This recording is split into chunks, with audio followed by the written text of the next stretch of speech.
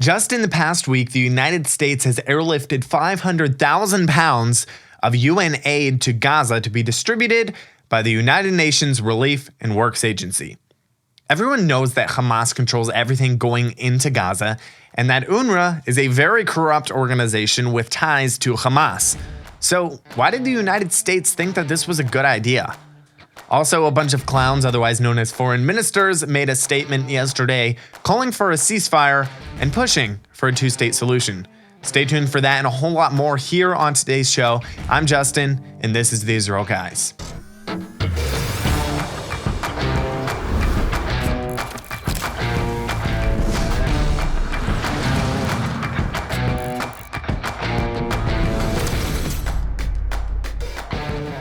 Welcome to the Israel Guys, where we believe that in a world of Jew hatred and anti-Israel propaganda, you should have a direct connection to the land and people of Israel. Welcome back, guys. It's great to be back with you here on the show today.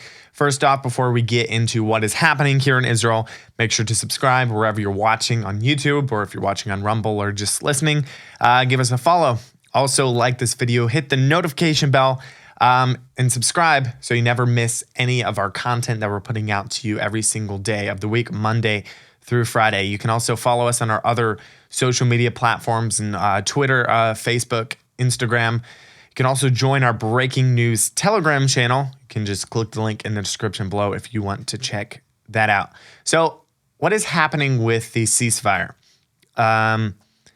Just a quick update on what is happening. The ceasefire between Hamas, it's holding out for now, despite multiple blatant violations of the terms by Hamas.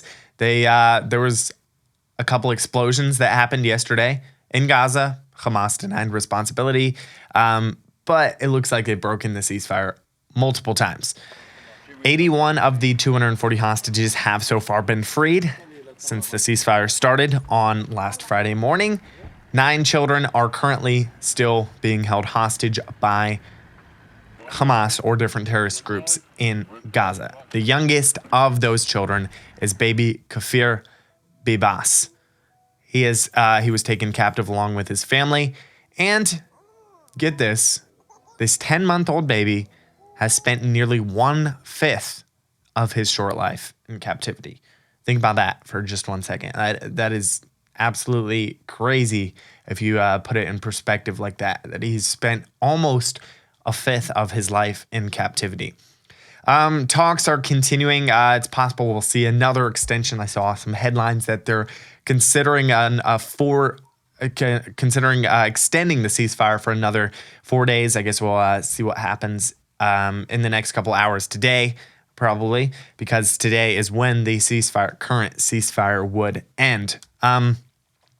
Hostages have still been continued to be released every single day, and Israel is saying they are still strong in their resolve to continue its destruction of Hamas, which is really good. I hope that these ceasefires don't continue and that Israel is really able to go into Gaza, do what they need to do, clean house, finish off Hamas. Guys, the United States did something crazy. They airlifted 500,000 pounds of United Nations aid into Gaza just in the past week through USAID, through the program USAID. It's being distributed by the organization United Nations Relief and Works Agency. Yes, the same UNRWA that has perpetrated the so-called refugee crisis since 1949, and their school curriculum, it's been found, they've been exposed before, and their school curriculum and teachers, they educate children, the Palestinian children, in hatred and violence against Jews. It's literally been found in their textbooks. This is a horrible, corrupt organization with ties to Hamas, and the U.S. is sending in aid into Gaza, and they're having this organization distribute it all. Also, everyone knows Hamas controls everything going into Gaza. They are the reigning power in Gaza. And so what is the United States thinking? Like, who thought this was a good idea to send aid into Gaza when they know that it will most likely fall into the hands of Hamas. U.S. aid, they proudly noted that, quote, the United States is also by far the largest donor to the UN's humanitarian efforts in Gaza, including the largest contributor to UNRWA, the primary implementer on the ground in Gaza. During Trump's presidency, Donald Trump's presidency, he cut a huge portion of the funding to UNRWA. And when Biden took office, he renewed more than $300 million in annual contributions to UNRWA. Actually, I'm not sure, but I think Trump may have cut all of funding to UNRWA. But when Biden took office, he renewed more than $300 million a year to send to UNRWA. Speaking of the Biden administration, the White House, they recently said that Israel's operations in southern Gaza should be different than they were in the north. So a White House official said this. They said, quote, there's an understanding that a different type of campaign has to be conducted in the south than was conducted in the north. Yeah, because it worked so well in the north. The U.S. doesn't want that to happen for Israel. Like, what on earth? Biden has pledged American support for Israel, and the U.S. supplies Israel with vital military aid. It's true. Despite all that, maybe because of that, probably because of that, the U.S. feels that they have the moral authority to dictate how Israel should be fighting the war. Okay, remember this. No other army in the world, literally in the world, has shown as much care as the IDF to avoid civilian casualties. And yet, the rest of the world, the U.S., prominent among them, they think they have the authority to dictate to Israel how they should be fighting their war. The casualty numbers coming out of Gaza, you're going to they'll pull it up. The casualty numbers coming out of Gaza. Most of the time, they are cited from the Gaza Health Ministry. And who is the Gaza Health Ministry run by? Yes, Hamas. It is run by Hamas, the terrorist organization who did the horrific atrocities on October 7th. And yes, they are fully able to lie just as much as they are able to kill. It's true. Don't get me wrong. Many people are suffering, which is actually makes it why it's more important for Israel to be free to complete its objective to eradicate Hamas as soon as possible, to actually give the Palestinians a better life. Undermining Israel's objectives in this war will lead to more loss of life as Israel is not able to fight at its best.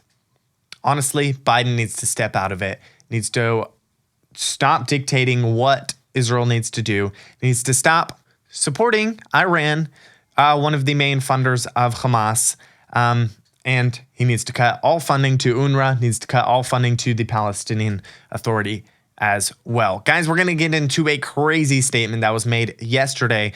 But first, the brutal attack that Hamas inflicted on October 7th was the worst tragedy to befall the Jewish people since the Holocaust.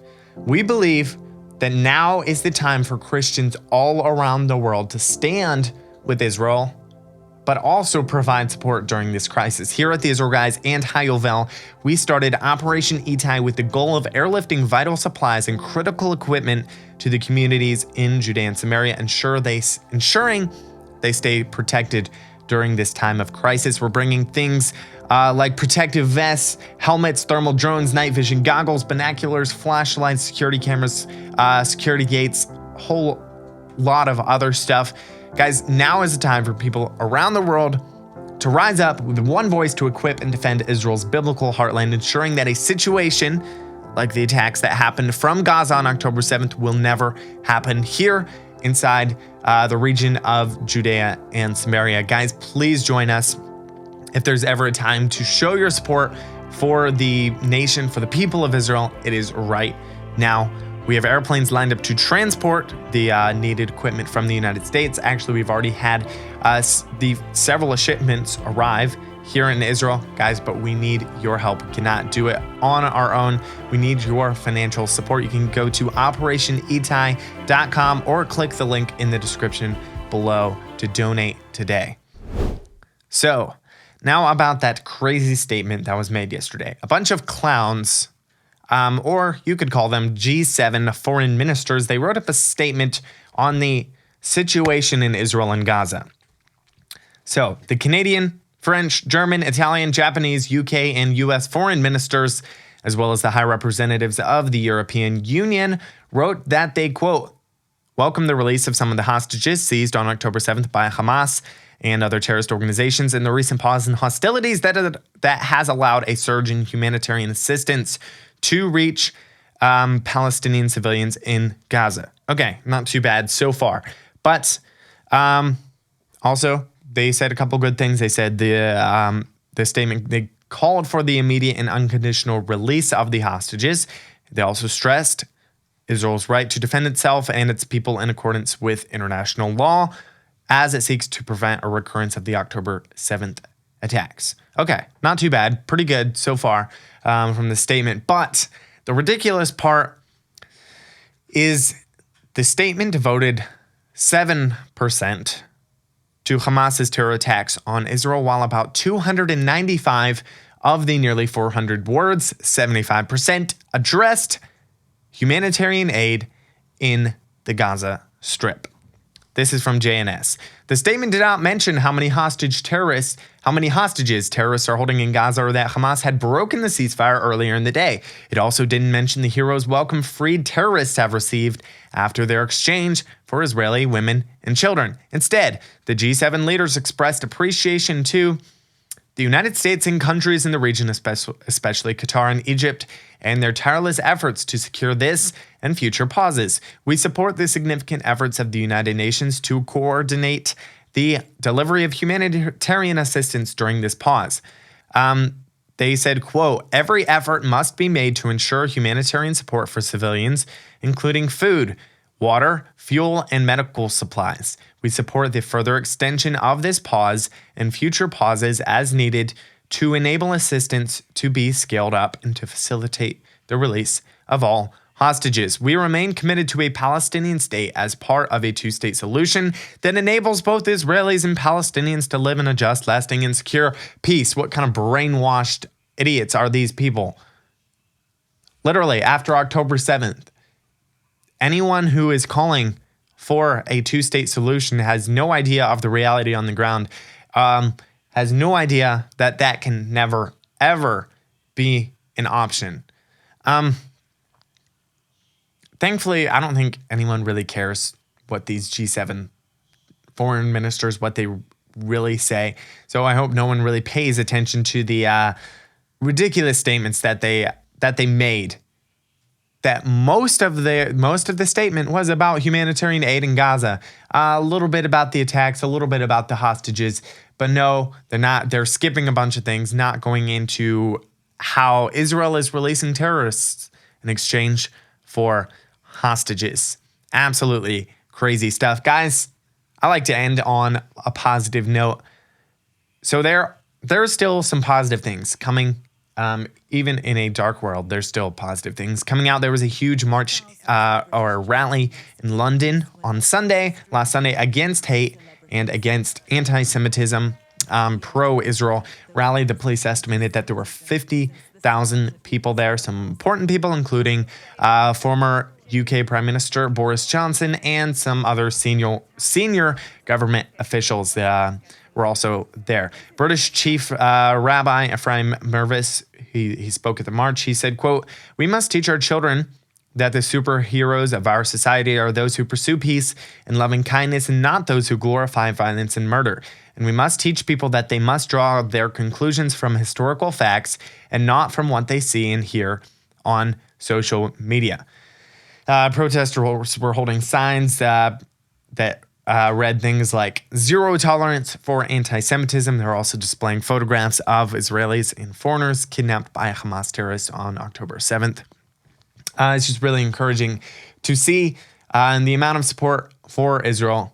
Of course, the media likes to focus on the negative, likes to focus on all the huge pro-Hamas rallies, you could call them, that have been happening all over the world. But there's still light, there's still goodness happening in the world today. Guys, continue to pray for Israel. They're in a fight for their survival right now. So pray for the nation of Israel like you never have before. If you want to put your words to actions, if you want to support Operation Itai, you can go to operationitai.com, or you can click the link in the description below. Israel needs your prayers, needs your support, needs your actions. Guys, don't forget to subscribe, get the conversation going down below. And as always, tune out the fake news and to tune into what is actually happening here in the land of Israel. We'll be back every Monday through Friday with your direct connection to the land and people of Israel.